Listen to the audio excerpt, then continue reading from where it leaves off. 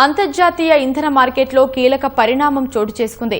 చమురు ఎగుమతి దేశాల సమాఖ్య ఒపెక్ ప్లస్ కూటమిల నుంచి వైదొలుగుతున్నట్లు యునైటెడ్ అరబ్ ఎమిరేట్స్ అధికారికంగా ప్రకటించింది. ఈ నిర్ణయం వచ్చే నెల 1 నుంచి అమలులోకి రానుందని తెలిపింది. చమురు ఉత్పత్తిపై ఒపెక్ కూటమి ఆంక్షలు విధించడం, పొరుగు దేశమైన సౌదీ అరేబియాతో విభేదాలు భగ్గుమనడమే ఈ ఆకస్మిక నిర్ణయానికి ప్రధాన కారణాలని తెలుస్తోంది. 1971లో స్వతంత్ర దేశంగా ఏర్పడినప్పటి నుంచి ఒపెక్లో యుఏఈ కీలక సభ్య దేశంగా కొనసాగుతోంది. అయితే ఇటీవలి కాలంలో ఒపెక్ విధించిన ఉత్పత్తి పరిమితులపై యుఏఈ అసహనంతో ఉంది.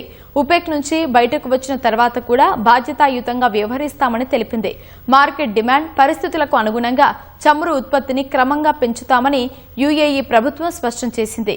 దేశీయ ఇంధన ఉత్పత్తిపై పెట్టుబడులను మరింత వేగవంతం చేస్తామని వెల్లడించింది. మిడిల్ ఈస్ట్లో స్వతంత్ర విదేశీ విధానాన్ని అమలు చేయాలని యుఏఈ భావిస్తోంది.